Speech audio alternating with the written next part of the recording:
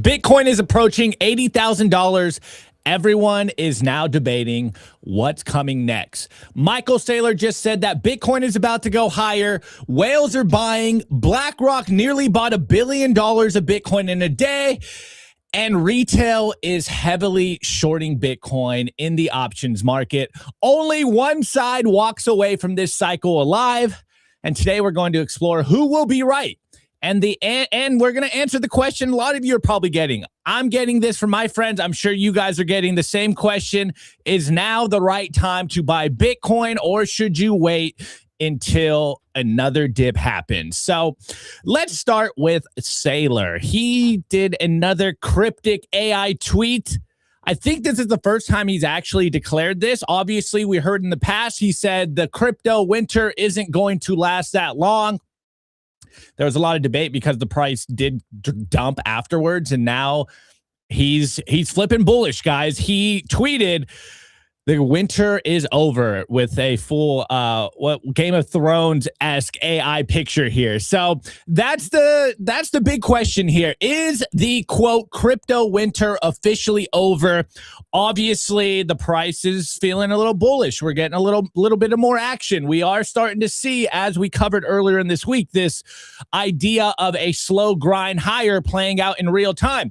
And if you're watching Bitcoin and gold right now, or Bitcoin priced in gold, it's looking pretty bullish, guys. It's looking like it's trending upwards and bounced off the bottom. But anyways, we're going to start with one headline from Yahoo News. I actually saw a couple of different corporate media headlines that were pretty similar, but this one gives three reasons. So we're going to start here because it does kind of lean into everything else I'm going to say. So from Yahoo Finance, it goes, Bitcoin prime for $80,000, question mark. 3 reasons traders expect a rally within days. Honestly, this sounds like a Luke headline here. You have 3 weeks left. Okay, anyways, I'm not going to read the whole thing. I'm just going to kind of read a couple of snippets here. The main quote, major institutions are behind the move. This is more institutional allocator money, such as advisors and major wealth channels, as opposed to short-term retail or hedge fund basis trade flows, which is kind of the trend we have been covering here lately. At least most of the reports are essentially saying the institutions are buying right now. They're starting to get bullish. They're allocating. They're dropping products. This is an institutional-led run, which is part of the reason why I personally have been saying that we might not be playing out in a traditional 4-year cycle. But what are the 3 reasons? Obviously, it's Michael Saylor himself. And this is saying strategy buys, but really it's stretch. Stretch is still tearing, guys. As I told you guys 2 weeks ago, Saylor had his first $1 billion week with stretch. Last week, it almost got to $4 billion. He's got another $1 billion weekend with stretch buying Bitcoin. So that's 3 weeks in a row that Saylor, through his STRC product, is buying $1 billion a week. If this continues, if next week we see another $1 billion buy, and that's kind of the new trend here, this might by itself change where things are going. Just this amount of interest into stretch, the amount of capital, amount of money flowing into stretch so that Saylor can buy more Bitcoin. We haven't seen this before. This stretch product is something completely different, and everyone is starting to notice. So let me go back to the Yahoo Finance article just to give you the headlines. And then it says stress test. Second, Bitcoin weathered a major weekend stress test. Nearly $300 million exploit in major decentralized finance protocol triggered withdrawals of around $10 billion across crypto projects. This one, I don't know if this one's really that much of a factor. Obviously, yeah, it's never good when you see an exchange basically get scammed here, but I think we've seen bigger ones in the past. And then probably the bigger macro picture one, the stock market sentiment. If you guys are watching the stock market, S&P 500's all-time high again. Equities have rebounded. NASDAQ's ripping. Dow Jones is climbing up. And this point right here, I want you to keep in mind this last point because I do have a couple of tweets in regards to this idea, but let's keep it moving a little bit. One of the big things that we're seeing is it seems like everyone in the market, or at least all of retail right now, it seems like the entire crypto Twitter, Bitcoin Twitter retail market is going short. It seems like everyone is expecting another leg down, as everyone's been talking about on Twitter, this idea, classic meme of sell in May and go away. Everyone is kind of expecting what we saw in April. The price is going to rebound, and then it's going to dump in May. You're going to get another opportunity to buy a lower price. And then, of course, the whole idea of the bear or bull market is going to come back in October. But we are seeing something that can potentially be a catalyst for the price to move the opposite direction. And by that, I mean to the upside. And it is the Bitcoin funding rates. The Bitcoin funding rates just hit extreme negative levels. Absolutely insane. The entire market is positioned short right now. Every trader paying to bet against Bitcoin. But in the 10 years of market data, what it's really telling us about this moment is extreme negative funding is not a bearish signal. It's actually rocket fuel. So as we've all been covering, is the supply shock the short squeeze in the room with us? The mother of all supply shocks in the room with us? I'm not saying it's in the room with us yet, but I am saying there's a potential for an epic short squeeze to play out because literally the entire retail market is short. And as you know, retail is most part usually wrong. So if the entire retail market is basically shorting Bitcoin right now, Bitcoin usually does the exact opposite. So it looks like we might be seeing some crazy amount of shorts liquidated in the next few days. If we see that happen, as this tweet says, it's rocket fuel. One of the setups, okay? And then going a little further on the short setup, here's our boy Checkmatey, I don't want to say second favorite Aussie, but our other favorite Aussie out here that's doing incredible work. He goes, bears are paying 12% interest rates to be short. Liquidations heavily skewed to the short side. Options still heavily dominated by fearful put buying. Deep OTM puts command a 10 to 20% premium versus calls. The bears really, really, really want the price to go lower. I'm looking at you, Nico. I'm looking at you over there. Okay, going further. This is where you start to really analyze, what does this short squeeze mean? Like, what did we see happen in April? Here's Crypto Quant, and it goes, BTC rally was a short squeeze.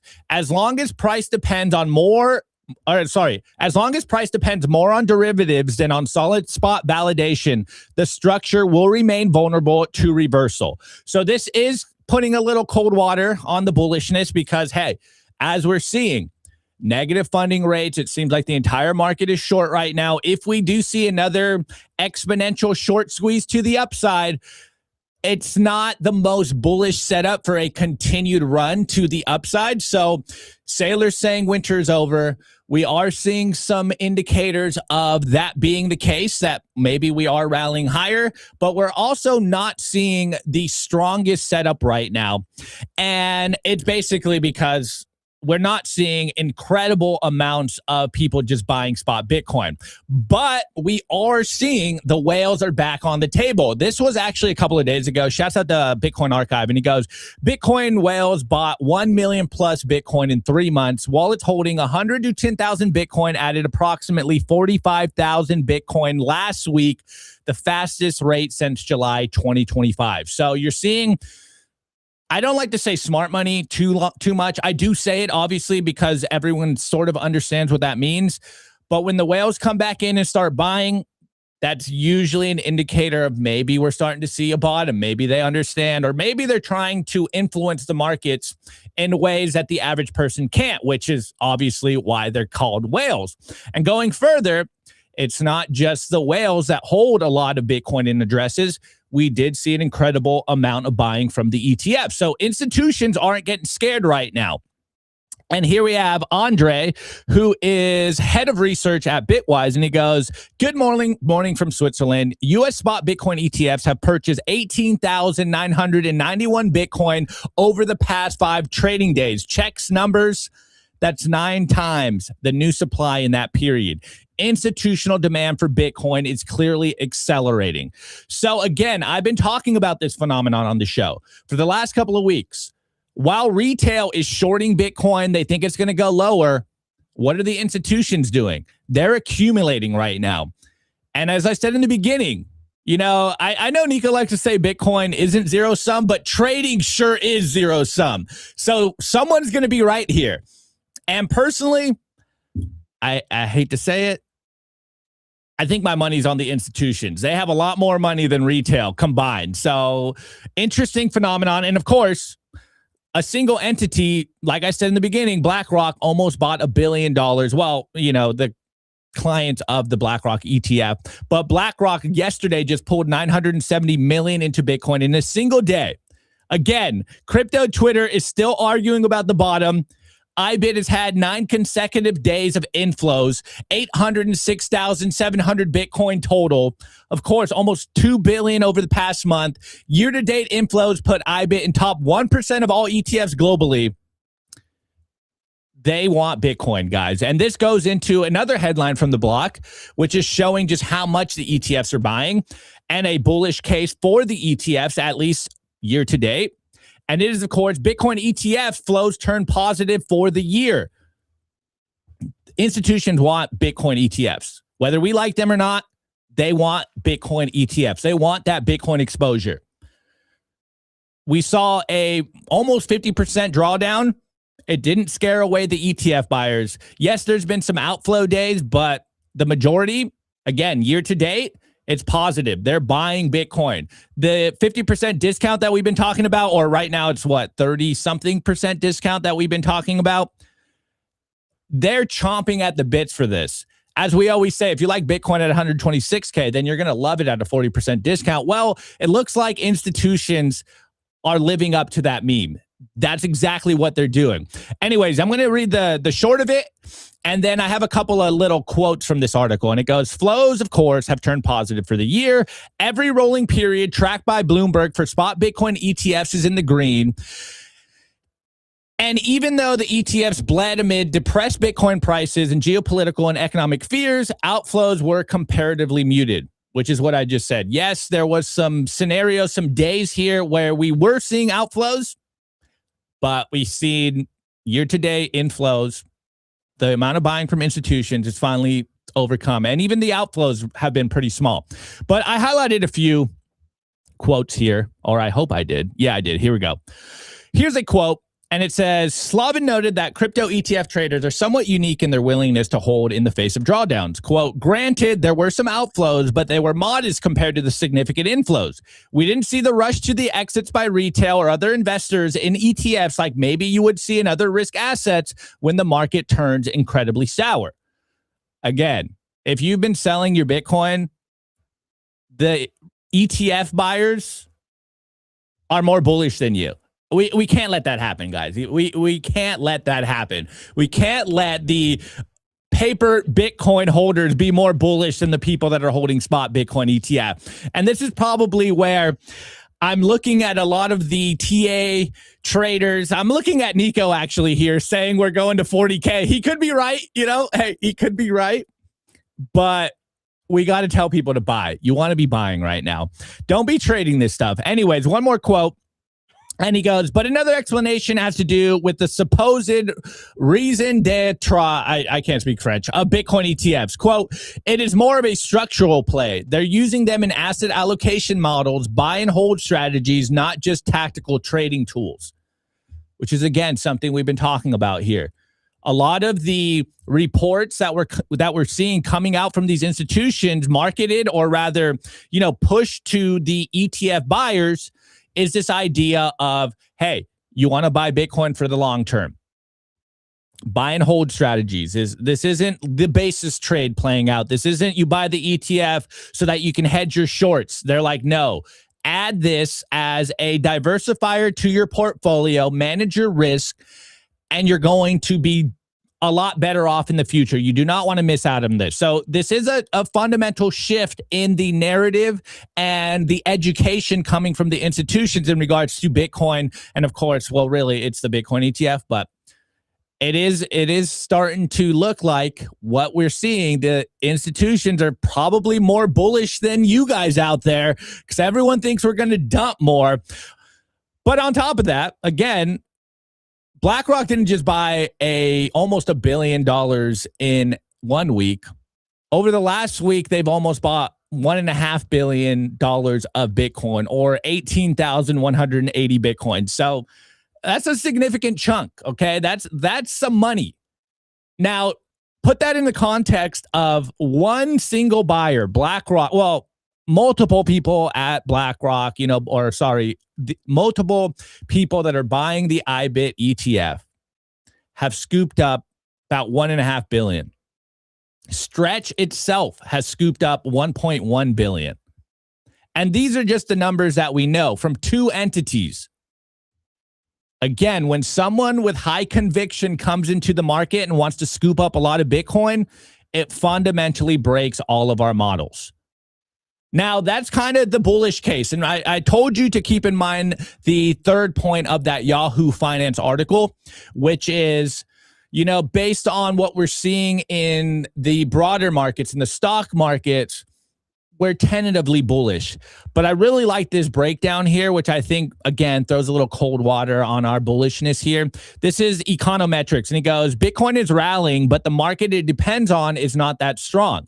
The S&P 500 is at new all-time highs, but only roughly 55% of stocks are above their 200-day average. In strong rallies, that number is closer to 65 to 75%. This is a narrow move driven by a small group of stocks. Bitcoin is still trading as a risk asset. So if this equity rally loses momentum, Bitcoin won't be immune. And we have seen this play out. Remember, I've been trolling a lot about the fact that it seems like every market right now is dependent on a Trump tweet. It seems like whatever Trump is tweeting, whether it's at 9 a.m. during the trading day or after the markets close, we've been swinging wildly.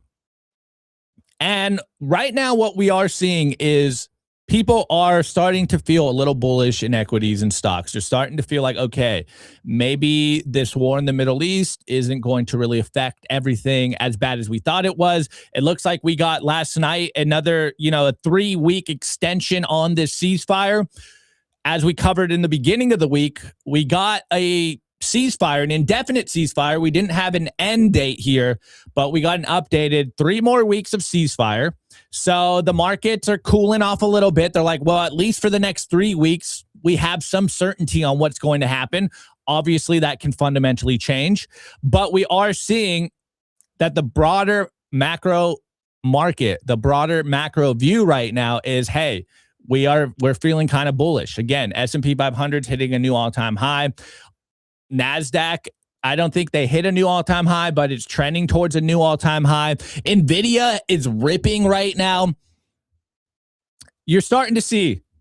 You should just sell all our bags. And dude, we should just be AI maxis. Actually, Nico, on that point, since I did bring up AI, what was that stat you told me this morning about the AI stocks? Okay, I don't know if this is 100% true because, again, you have to, if you see any type of comment on X, the beauty of X is it's unfiltered news, but you do have to don't trust verify. But I did see a post from a reputable news aggregator that said 45% of the S&P 500 consisted of AI related stocks. Yeah, this bubble's so huge. So the reason I brought that up is because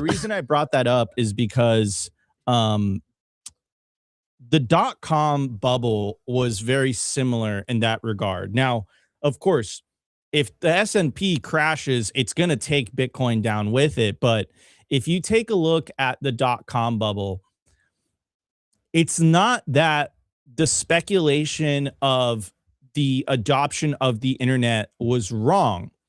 It's that it was completely overvalued for where the internet was at that time, right? So, there's the infamous pet.com from that era.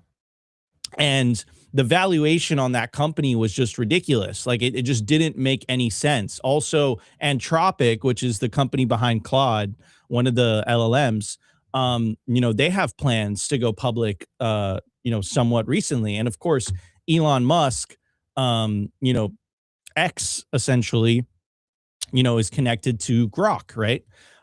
So, could we see a dot-com bubble 2.0 type of scenario where there's so much hype around AI? There's so much, you see it everywhere. We saw a company that, there we go, love the memes. This meme's so funny. OpenAI, Anthropic XAI. The future economy. The permanent underclass, right? That's hilarious. But the question is like, are we getting ahead of our skis? Is the market getting ahead of their skis? Because I think that like the current state of AI, right? And I'm going to talk as a content creator. I'm going to talk as someone who literally uses every single one. So I use Grok, I use ChatGPT, I use Claude. They're all good at specific things and et cetera, et cetera. But like, are they really living up to the hype and the valuations that they're living up to? I would make the case that in Tesla's case, I would say Tesla's, which again is connected to Grok, right? You literally have Grok inside of Tesla. I would say that is the most advanced AI company there is. And the reason for that is there's a real world use case. What is that real world use case? That real world use case is the fact that Teslas drive themselves, right? So it's like real world AI, artificial intelligence that's driving the car. Now, does that justify the AI in the LLMs? And the LLMs are great for research. They're great. You could talk to them, right? It's like talking, like Opti calls them a demon. I would tend to agree with that, right? You're talking to a robot. It's not what I call them. That's literally what Elon Musk calls them. So like you are talking to like this like computer. Sometimes they get things completely wrong, but what is the usefulness of those things? That's like the $1 million question. Now, they can create images from the content perspective. They've helped us create videos, but how much value does that actually provide organizations? Now, I'll give you another case study. So Block recently laid off about 40% of their employees. Jack Dorsey said the reason that he did that is because AI is able to automate all these jobs, right? Like a lot of the jobs that were necessary before for middle management and stuff like that, they were able to automate it using AI tools. So again, like if that is really the case, if these corporations are able to lay off 40% of their workforce because AI is able to automate things and it's able to optimize things, then I would say, the valuations are somewhat justified, because that's in stark contrast to the dot-com bubble. Like the dot-com bubble, like pets.com was not, it didn't justify its valuation. Like a lot of these valuations didn't justify their valuations. That's not to say the market wasn't wrong. I think the market was right. The problem is that the internet really took about another 10 to 15 years to mature to a point where these companies were the backbone of the economy, right? In 1999, using the internet was an option, right? You didn't have to manage your business. You didn't have to run your business via the internet. By 2010, if you weren't using the internet to do something like to interact, if you weren't integrating the internet with your business, you were at a competitive disadvantage. By 2020, which was 21 years later, if you didn't use the internet as a business, you would go out of business, right? So we're kind of in this like overlapping phase where right now I would say that you can get away with running a business without AI. You can do it. In 10 years, I don't think that's going to be the case. Now, does that justify the speculation that we see with the LLM models and all of that stuff? Perhaps this isn't the dot-com bubble. What I will say is in regards to demand of compute power to service all this AI demand, it's literally going parabolic. So, and that does not lie, right? That does not lie. The amount of compute power that these AI companies or people that are using AI, that continues to go through the roof. So it could be you know, this pivotal shift, right? And I would say, compared to the internet, I would say that, you know, ChatGPT or Claude or any of the things that we use internally to make content, like, I gotta say, guys, it's made us a lot more efficient. It's made people a lot more productive. So I would say it's a little bit different. But again, you know, the market tends to get over euphoric. It tends to assign these overvaluations to things that might not be there yet. The market ultimately is forward looking, right? So, you know, I don't know. I don't know. But when I see that number, then again, I have not verified. But when I'm seeing that 45% of the S&P 500 is connected to some AI related, you know, product and stuff like that, you know, that's where kind of like a little red flag goes up in my head. And I'm Wait, like, the economy is running on hot air? no, I never said that. I never said that. But it's just, it's to make the case that we might be, it might be, the market might be assigning valuations to these companies that might not necessarily have those, they don't justify those valuations. However, Such a political response. no, I mean, it's the truth. It's not a political response. It's the truth. But what I will tell you this is the amount of compute power that is in demand right now, that continues to go parabolic, and that will continue to go parabolic. And that was a big part of the Trump administration's plans. It wasn't just crypto that they were focusing on. It was also AI, right? They did bring in David Sachs, the AI and crypto czar. It wasn't just the crypto czar, it was the AI and crypto czar. And there's a synergy between both of them. And we had the honor of having Aiden, the CEO of HIVE Digital Technologies, coming in to talk about this the other day. And we've had Frank Holmes, the executive chairman of HIVE, to come in to talk about this, right? The amount of compute power that is in demand to fund all these AI, or better, to service all this AI demand, is continuing to go through the roof. And if AI continues to develop the way that it is, and if it continues to be a part of society, a part of the economy that cannot be replaced, then I don't think it is a bubble at all. I think the market is just forward. Okay, enough of the AI stuff. Nico, I was actually going to ask you this yesterday. Do you think Saylor's right? The winter is over. Where are we at, Nico? Where are we at in your head? Is the winter over? Wait, what'd you say? Are we going to see 39K? So is Ben Cowan right? So is the winter over?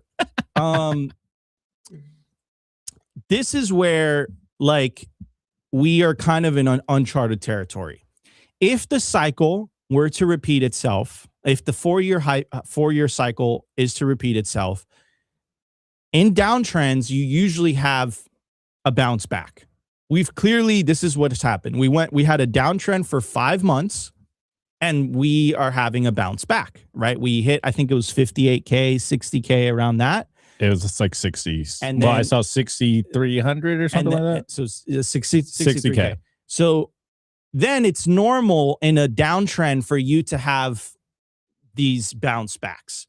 I think for me to be fully convinced that it's over, I would like to see 100K this year for me to be fully convinced. And at 100K, you're going to be convinced. And I would also want to see that during the summer months, which is the famous mean sell in May and then go away, Bitcoin maintains these levels, right? So it not only stays at the 77K region, if it goes back to the 63K region, it holds that line. And if it does that over the summer, then the bottom's in, right? I could say that like with confidence, right? Of course, this is speculative. No one knows the future. But again, if you look at it from the 4-year cycle perspective, everything's playing out exactly like it has in every other cycle. We've just had a bounce back. This is normal. Every other single Bitcoin bear market, guess what? we've had bounce backs. That is totally normal. That is part of the course, right? So yeah, that's my answer to that, man. Is it looks really, really optimistic. It looks great. The amount of Bitcoin that strategy by itself is buying insane through the stretch product, the amount of institutional interest, the fact that Bitcoin is entering into geopolitics. You had the general, you had Treasury Secretary Scott Bessent talking about it yesterday, or talking about it in Congress. Like, this is happening. All of this is happening in the bear market year of Bitcoin. Usually bear market years in Bitcoin are catastrophic, right? You have things blowing up. And we did have that depressed phase. Like, I'm not like, for last month and the month before that, Opti, like, things were getting dark, man. Like, things were getting dark. We were getting bored. I was dooming so Blackfield. That is typical of bottom-ish behavior.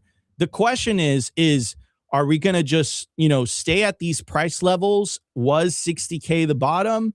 If it is, great.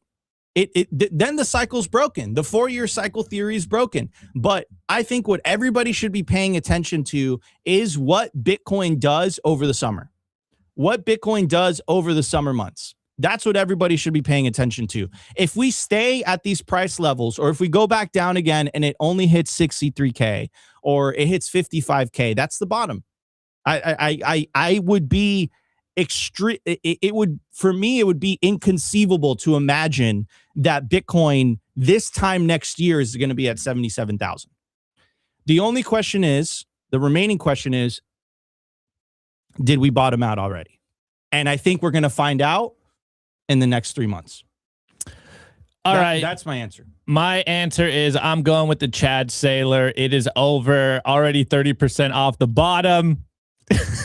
It's not financial advice. Go all in. Can we also talk about the fact that, like, the figurehead of Bitcoin on Wall Street is just memeing like crazy? Well, that's kind of like, I know I'm trolling, but that's kind of the main point. Like, I think what Saylor is seeing with Stretch, I think he's literally sitting there, in his big grand chair. It's like, I'm buying $1 billion a week.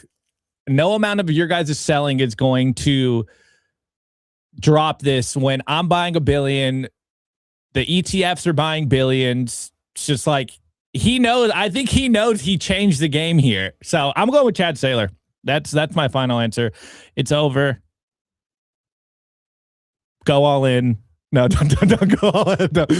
Hedge your bets. DCA, obviously, just continue to allocate into Bitcoin. But if I'm answering this question with my friends, I'm literally telling them that exact thing. I literally did that this week. I'm like, yo, yeah, it's a good time to get in. It might go lower, but it might not. And obviously that's not like standard TA. It might go up, it might go down, but I would be buying right now if I had money on the sidelines. You've already missed 30% off the bottom. And if it doesn't go back down again, you're going to miss a huge run if you're waiting for 8,600K. Don't do that. Just start to allocate in Bitcoin. If it goes down a little lower, so be it. Buy more. You can get more Bitcoin. It's on an even better discount. That's what I'm telling my friends, and that's what I'm going to tell everyone else. I think it's a great time to get back into the market. Final answer. That's the final answer. All right, everybody. Well, I hope you guys are all enjoying Friday. I hope you guys are all enjoying, these price levels. It is good to be, close back to the 80K region. Being at 60K wasn't a whole lot of fun. So enjoy it. Just enjoy it, guys. Again, my strategy has always been the same since 2016. I've dollar cost averaged the entire time. I've bought every single top, and I've bought every single bottom, and I've bought every single price point in between. And that DCA strategy over time, in my experience, tends to be the best strategy. If you're trying to trade this thing, you're not going to do well. You're going to end up with less Bitcoin than you had before. I've seen this play out so many times, I can't even count it on my hand, right? Like, I've seen it so many, and I've seen OGs talk about this. They're like, dude, like, they try to get into altcoin, because this is what happens. And it's Francis Pulio that said this, right? everyone wishes they were an OG. So they tried to play the trading game to accumulate OG levels of Bitcoin, right? But the vast majority of people get absolutely wrecked in the process, and they end up with less Bitcoin than if they just stayed humble and stacked sats. That's the main message of today's intro. Anyways, guys, it's going to be a great show. We're going to be right back just after the break. Again, I hope you guys are enjoying your Friday. It's going to be a crazy, crazy week next week. It's going to be the Bitcoin conference. Opti's going to be holding down the live show while I'm there, and we're going to be recording some content. I'm going to be racing supercars. I've never done that before, so that's going to be exciting. Don't crash. I mean, it's a huge track. Yeah, but you know, I'll be back. You got limited IQ. Opti is such a supportive host. This is me being supportive, and the chat. So supportive. This is how I show love to my friends. All the chat is like Nico. It's like I do something right. They're like, Nico, I still hate you, but I still hate you because of 39K prediction. I still hate you, but I do appreciate that thing you did. That was okay. So I don't know. Wait, dude. Can we make this is totally off topic, but can we reiterate that one comment from Hurley's video? Do you remember the comment? Let's move on. Today's episode is brought to you by Bitcoin Well Infinite. If you're a serious Bitcoin buyer, you've probably hit the same wall. Most platforms make you give up custody just to play by the rules. Bitcoin Well Infinite fixes that. They're North America's only publicly traded non-custodial OTC desk listed on the TSX Venture Exchange, which means transparent operations and zero counterparty risk. You buy Bitcoin, you take immediate control, period. For trades over $50,000, you get a dedicated executive Bitcoin advisor, competitive spread starting at 1%, and immediate delivery straight to your own wallet. No custody risk, no withdrawal fees, just institutional grade execution with full asset control. If you want to buy Bitcoin the right way, book a free consultation at bitcoinwell.com/OTC or email infinite@bitcoinwell.com. I want to give a shout out to our partner, StampSeed. Is your Bitcoin in cold storage really secure? Are your seed phrases really secure? StampSeed's do-it-yourself kit has everything you'll need for you to hammer your seed words into commercial-grade titanium plates instead of just writing them down on paper. Paper is fragile. Titanium plates are strong. Your words are actually stamped into the titanium plate with this hammer and these letter stamping tools. Once the words are in, they aren't going anywhere. No risk of the plate breaking apart and pieces falling everywhere. Titanium stamp seeds will survive nearly triple the heat produced by a house fire. They're also crush-proof, waterproof, non-corrosive, and time-proof. And now you can customize your titanium seed plates. You can upload your design or logo, and they will laser engrave it on the back of your seed plate, the opposite side of where the words are. Stamp your seed on StampSeed and use promo code SIMPLY to get 15% off anything on the stampseed.com store.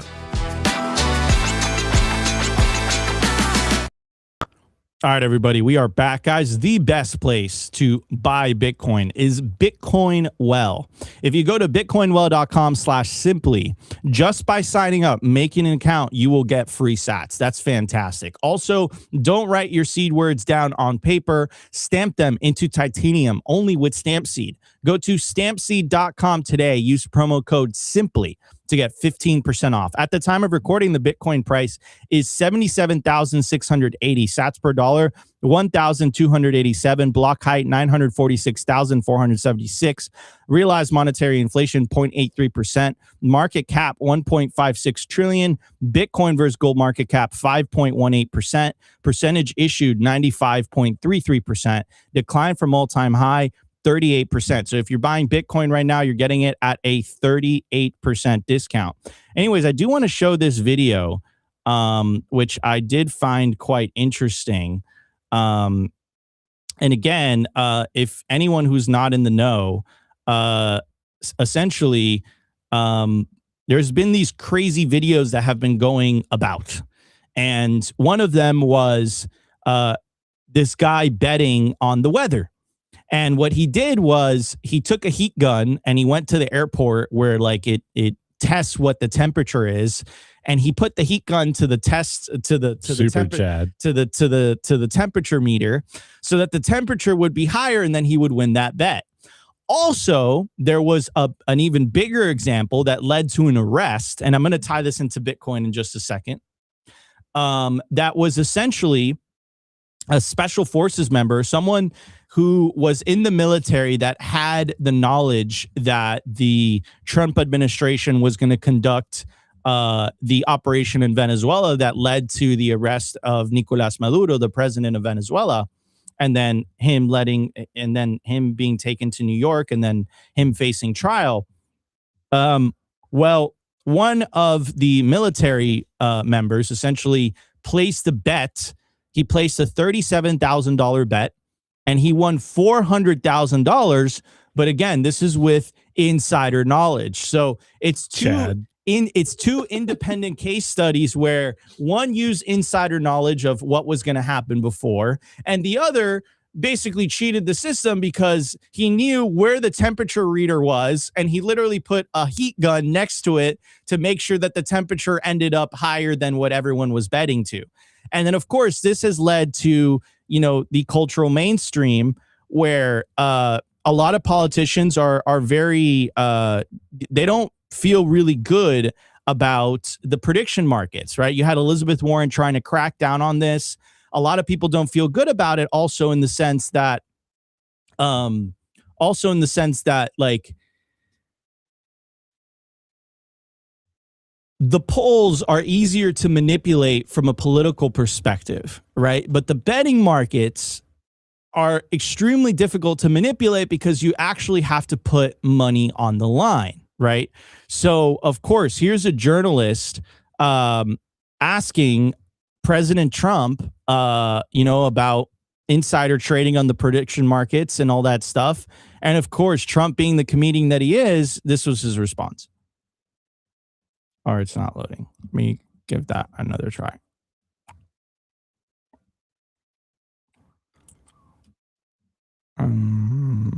Dude, rookie. Around the war. On the Iran conflict too, and there have been some trackings where people suspect that there's insider trading happening on these prediction markets around the war. Are you concerned? Well, the whole world, unfortunately, has become somewhat of a casino.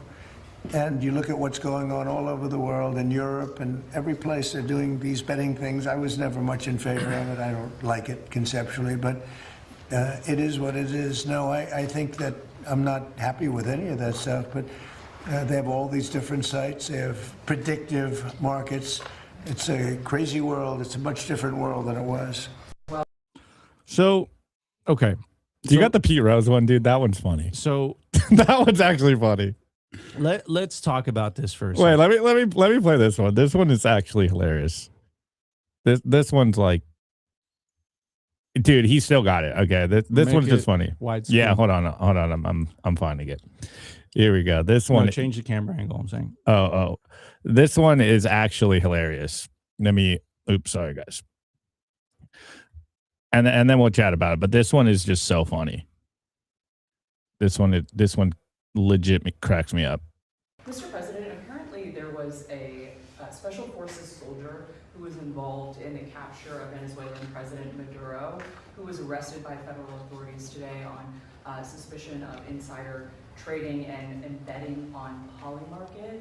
Are you concerned that federal employees are betting on these prediction markets and potentially getting rich?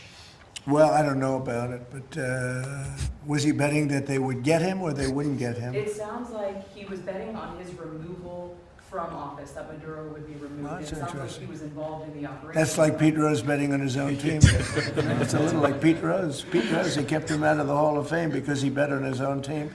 Now, if he bet against his team, that would be no good, but he bet on his own team. I'll look into it, yeah?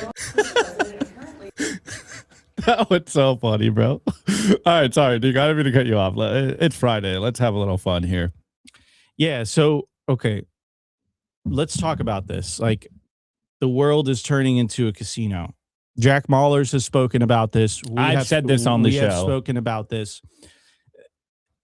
this is a symptom of the nihilism created by the theft that is happening in the fiat system. Full stop. If you think this is not related to Bitcoin, you're kidding yourself. The base layer of society is broken. It's corrupt. And what are the downstream effects of that? The downstream effects of the base layer of society being broken is that it forces people to gamble.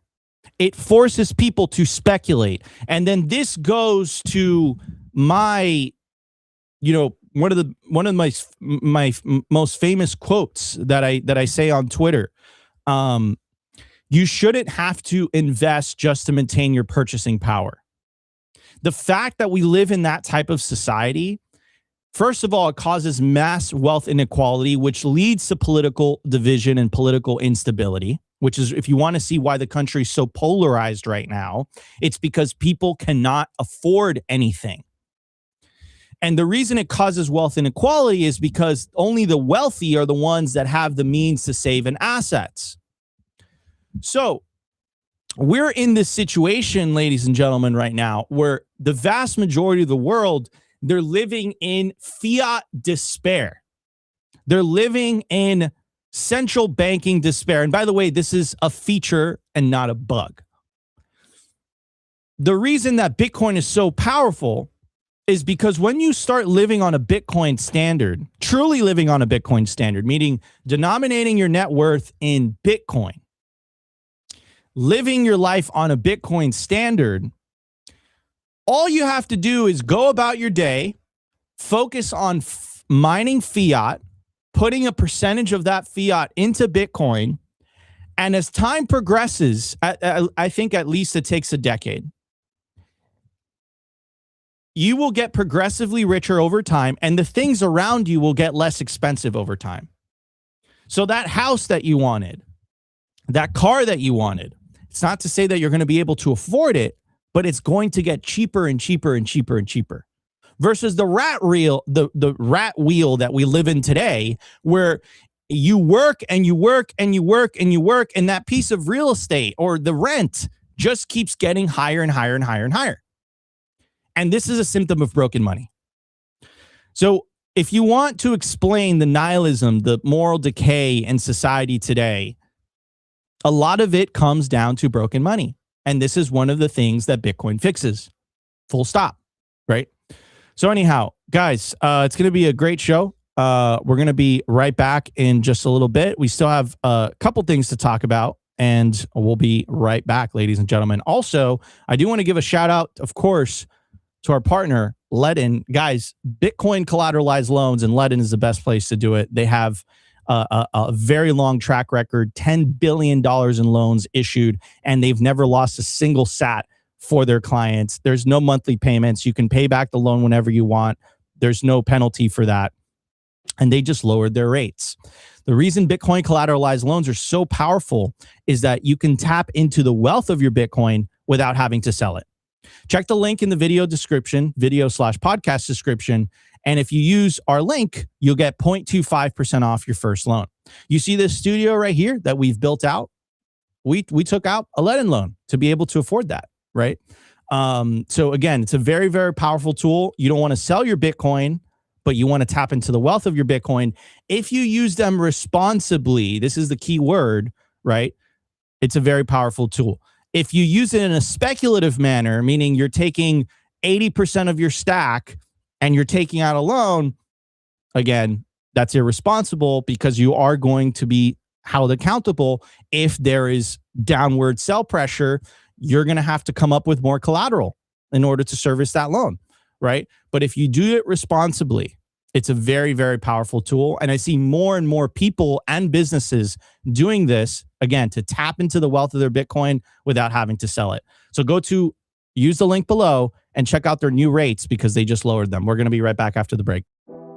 I want to give a shout out to our partner, Ledin. Here's something most Bitcoin holders never figure out until it's too late. You're sitting on wealth you can't touch without selling. Ledin fixes that. Bitcoin-backed loans. You keep your stack you get cash. And they just introduced their lowest rates ever. No complexity, no fine print. The larger the loan, the lower the rate. These new rates apply to all new loans, refinances, and renewals. You'll see all the rates up front before you apply. The new, lower rates come with Ledden's gold standard protection. Your Bitcoin remains custodied and is never lent out for interest. Perfect 8-year track record of keeping clients' assets safe. Auto top-ups, LTV alerts, and partial repayments to keep you in control. Repay whenever you want with zero penalties or monthly payments. Ledden's perfect $10 billion track record through every market cycle in the last 8 years speaks for itself. Don't choose between a great rate and the safety of your Bitcoin. Get both at Ledden. I want to give a shout out to our partner, BitKey. If you already self-custody your Bitcoin, you already know the deal with hardware wallets by now. Complex setups, clumsy interfaces, and a seed phrase that can be lost, stolen, or forgotten. BitKey fixes that. BitKey is a multi-sig hardware wallet built by the team behind Square and Cash App. It packs a cryptographic recovery system and built-in inheritance feature into an intuitive, easy-to-use wallet with no seed phrase to sweat over.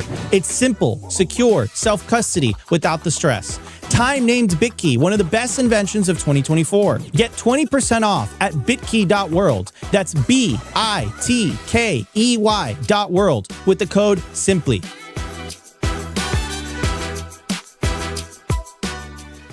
All right, ladies and gentlemen, a huge part of reclaiming back your financial sovereignty is taking your Bitcoin into self-custody. And this is why we recommend the BitKey hardware wallet. It has 2 of 3 built in. It has inheritance built in. It makes taking self-custody of your Bitcoin incredibly easy without giving up security. Go to bitkey.world today. Use promo code SIMPLY to get 20% off. Again, get yourself a BitKey hardware wallet, not your keys, not your cheese. It's built by the same people that built Square and Cash App. Highly recommended. This is what I give to my friends and family when I want them to take self-custody. bitkey.world, promo code SIMPLY.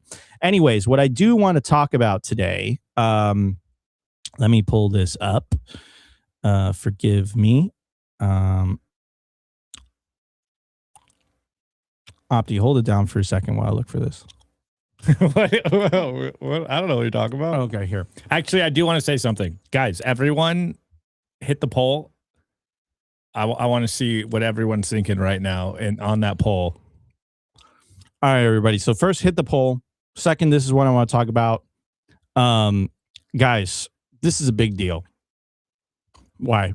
Can't play this video for copyright reasons, but we had our boy Sam Callahan go on the Schwab network, and they're talking to him about Bitcoin. Why are they talking to him about Bitcoin? You want to know why? Because Schwab is about to release Bitcoin trading. So this serves 2 functions, right? Like, one of the big narratives that came out was that there's a quantum threat to Bitcoin. I think that's calmed down now. Adam Back went out, and it's crazy it's crazy for me to see so many people arguing with Adam Back, even though Adam Back is a cryptographer and he's mentioned in the Bitcoin white paper, and he's literally a computer scientist. And it's like, you think you have more knowledge than Adam Back when it relates to this topic. I find it hilarious. And it's not to say that quantum doesn't pose a threat to Bitcoin. I just think that it's too soon. Like, we have much bigger problems. I don't think quantum is going to pose a threat to Bitcoin for at least another decade. But a reason they brought up Sam Callahan, which is a very well-respected person in the Bitcoin community, very knowledgeable. I think he's with Orange BTC. Shout out Guy. They wanted to put to rest the fears to the Schwab audience, which again are going to be buying Bitcoin on the Schwab platform, that, hey, quantum isn't a threat to Bitcoin, at least for the foreseeable future. And again, this is what winning looks like, ladies and gentlemen. Like, it's so easy to convince someone who lives in, the developing world, where they have a relatively unstable fiat currency, or their currency is prone to political censorship.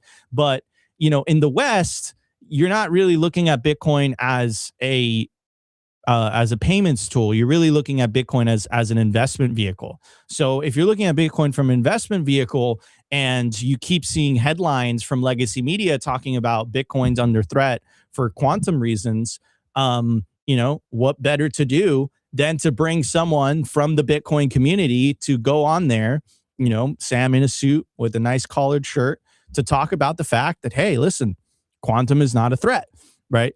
And this is what winning looks like, guys, because ultimately we saw two testimonies yesterday. We saw one by an admiral talking about how Bitcoin is necessary for power projection. It's a matter of national security. The U.S. military is running a node. And on the other hand, you have Treasury Secretary Scott Bessent making the case that Bitcoin is going to be integral in payments. But at the same time, those people aren't Bitcoiners. Like I'm pretty sure Scott Bessent holds some Bitcoin. I don't know if that admiral holds some Bitcoin, but they're not Bitcoiners. Sam Callahan is a Bitcoiner through and through, right? This is someone from our neck of the woods. This is someone from our industry, right? So this is so powerful. It's like when Anthony Pompliano or Natalie Brunell go on legacy media.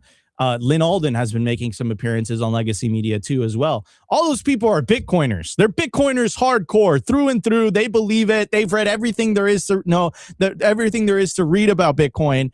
And again, now they're having those appearances on those channels to talk to people outside our effing echo chamber, because this is what you guys have to understand. We live in an echo chamber as a community. And unless we want to get our message out there, we have to break the echo chamber. This is why Michael Saylor went on Jordan Peterson's podcast. And I remember like one of the questions that Jordan Peterson asked Michael Saylor was like, so like, you know, like Bitcoin's going to take over and you're saying all these things and whatever. And Michael Saylor just said it bluntly. He's like, yeah, this is why I'm here. Right? Michael Saylor went on the Jordan Peterson podcast because, again, he's trying to speak to people outside of our bubble. And that is how you move the Overton window. That is how the bubble gets bigger. I mean, I think bubble is a bad word. That's how the circle gets bigger. That's how the adopters gets bigger. Right now, where you guys have to understand where we are in the adoption curve, right? You guys know the famous S curve, the technological adoption curve. There's the innovator phase, which are the OGs, the early adopters. Then there's the early adopters. Right now, we're crossing the chasm to the early majority, right? Make no mistake, we're in the early innings of the early majority phase. So when Sam or Saylor or any of these true Bitcoiners go on non-Bitcoin related media, it widens the pool. It widens the community. It widens the people that are willing to adopt Bitcoin. And they're going to adopt Bitcoin in however way they feel comfortable. And I think this was one of the hardest learning lessons for us Bitcoiners, at least, because we were looking at it from a perspective of like, listen, guys, everyone's going to learn about Bitcoin. In my echo chamber, Opti's my Quan and Nico's my Kramer. That's hilarious. You're against Bitcoin. You're against freedom. Wait. Yeah, listen.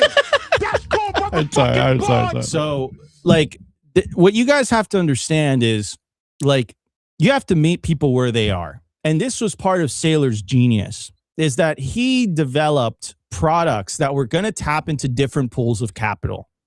And the original utopian vision of Bitcoiners was, hey, man, as soon as people find out that Bitcoin is better money, they're going to go and buy a hardware wallet and they're going to go and take self-custody and everyone's going to take self-custody and it's all going to be peer-to-peer transactions. Yeah. Oh my God. That's what's going to happen. Yeah, that voice is perfect. That was the original thesis, right? That's what we all believe. But that's not reality. That's not reality at all. The reality is that if you're a fixed income investor, you're interested in fixed income products. This is why Stretch has become so popular. If you are a traditional investor and you're not tech savvy and Schwab is announcing Bitcoin trading and you feel comfortable and Schwab is saying, hey, if you believe that Bitcoin's going to have a 25% CAGR moving into the future, we recommend at least a 10 to 20% allocation. Guess what? You're probably going to buy your Bitcoin on Schwab. If you're a Morgan Stanley client and you've been a Morgan Stanley client your entire life, are you going to listen to some random dudes on the internet wearing hoodies? Or are you going to listen to the very well done traditional finance, suits, professional, articulate, saying, hey, listen, this is probably a good allocation. And they're going to get exposure to Bitcoin through the ETF. And they're going to get exposure to Bitcoin through the Schwab platform. Now, is that ideal? Of course not. We wanted the utopian vision of, oh my God, everyone's going to find out about Bitcoin. Everyone's going to take self-custody. Oh, yeah, we're going to win. That's what everybody wanted. But that's not the reality. I think what Bitcoiners fundamentally underestimated was human nature. Human nature. You have to meet people where they are. And this is going to be a multi-generational transition. My kids are going to grow up Bitcoin native. They were born into a world where Bitcoin existed. Where Bitcoin exists. They were born into a world where internet existed. They were born into a world where the idea of self-custody existed. It's very difficult to convince someone who's used to dealing with the traditional system to convince someone to do a pivot, to do the radical thing of taking self-custody of this bearer asset. If you make a mistake, there's no 1-800 number to call. That's a very radical idea, right? That's not to say that people haven't done it. That's not to say that's not what we're going to continue advocating for.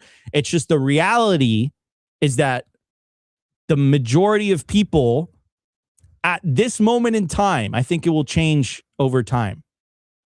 You have to meet them where they are. That's a reality. That's why Saylor's product is so successful. That's why Saylor's products that tap into different pools of capital have been so successful, right? And that's why it literally feels like literally running up a hill, or like what's that famous Greek story?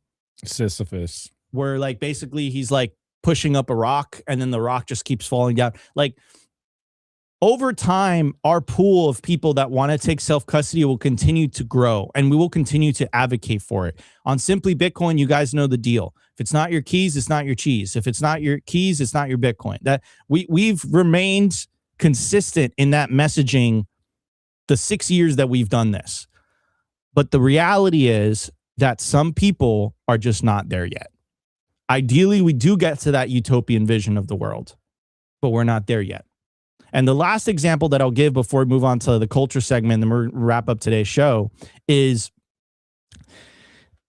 in the 80s and 90s, there was a theory that, and I need a prop for this. And the theory, the 80s and 90s, there is a theory that everybody in their home was going to have a personal computer. What the vision of that theory was that everyone was going to have a keyboard and a monitor, and the monitors were so big back then. And that was what everyone was going to have, and that's how everyone was going to communicate. Like, that's how you're going to access the internet. Here's the thing. That theory played out. That theory came to be true. But the original idea of that theory was completely wrong. Yes, people have laptops. Yes, people have screens. But not everybody has a laptop and not everyone has a screen. But everyone has a computer. And you know what that computer is? It's your smartphone. That's a computer. That's how the majority of the world interacts with the internet. That's how the majority of the world interacts with the World Wide Web. It's the handheld device, right? That you literally just use your fingers to use. It isn't this keyboard and mouse and whatever. And the reason I'm bringing up that example is it's the perfect analogy to where we are. I don't think most people are comfortable with taking self-custody. I don't think most people are there yet. I think as time progresses and you have innovations like the BitKey that make it incredibly easy to take self-custody, I think you're going to have more and more people feeling comfortable with that idea.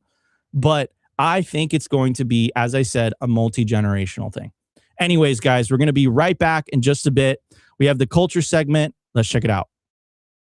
I want to give a shout out to our partner, HIVE Digital Technologies. Fueled by clean energy, HIVE has quadrupled its global Bitcoin mining footprint and channels that same scale into high performance compute, where their AI cloud is now ranked #1 in the world for network performance. At HIVE, you've got dual engines, Bitcoin and AI humming, roaring, accelerating in unison. They're lean and mean, they're green and clean, and they're rewriting the playbook on sustainable digital infrastructure. You can catch the latest buzz at Hive Digital Tech or at hivedigitaltech.com.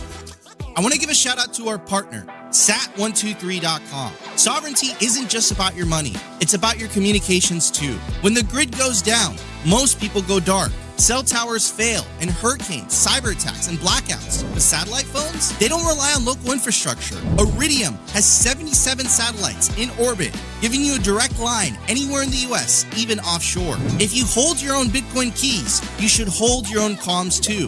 Sat123.com also has everything you need to start building your Bitcoin citadel. Starlink, battery backups, Faraday bags to protect your hardware wallets, and much, much more. It's a one-stop shop for anyone serious about resilience and off-grid independence. Stay connected, stay independent, stay sovereign. Go to sat123.com/simply today and use promo code SIMPLY to get 15% off anything on the store.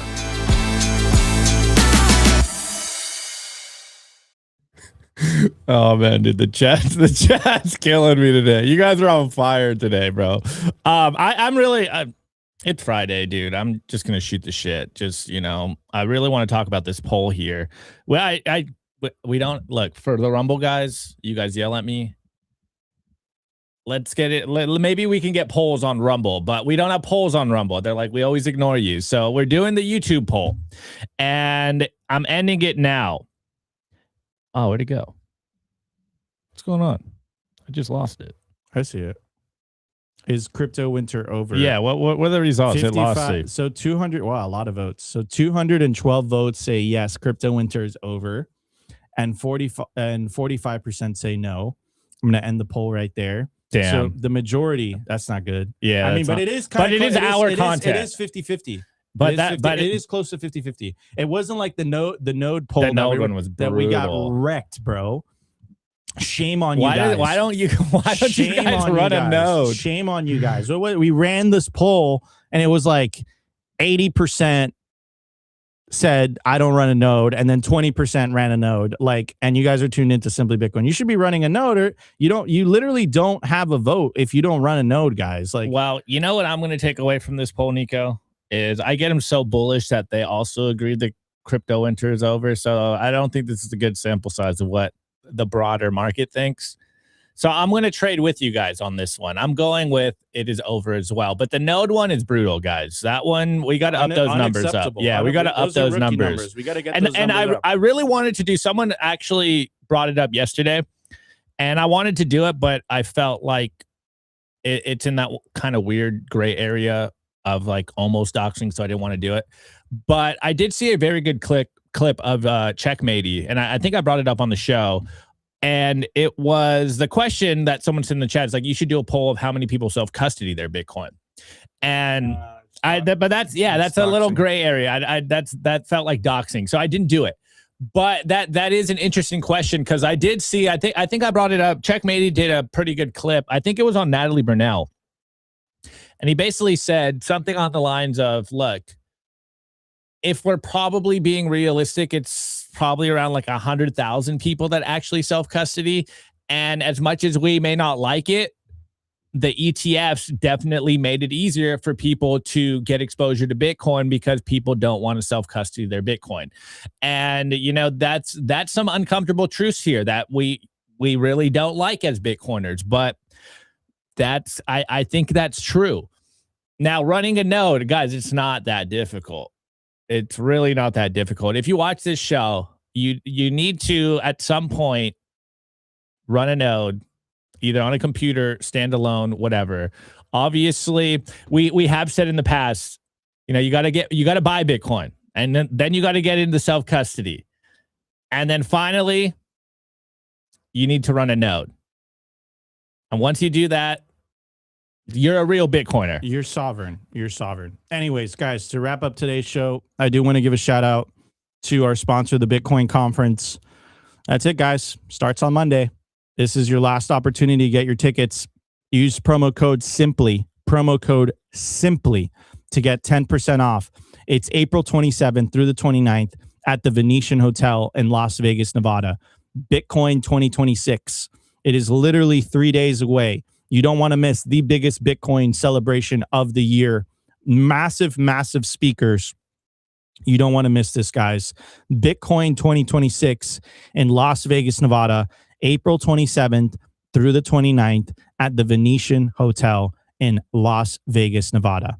Use promo code SIMPLY to get 10% off your tickets. All right, everybody, have a wonderful weekend. Opti will be back next week holding it down, and I'll be back the week after once I get back from Vegas. I'll be back on the Friday show next week. Enjoy your family. Eat some good food. Get some sun. Go touch some grass. Enjoy the weekend. Unplug. And we'll be back on Monday. All right, take care, everybody. Have a great weekend. Today's episode was brought to you by BitcoinWell.com, a Bitcoin-only platform on a mission to enable financial independence.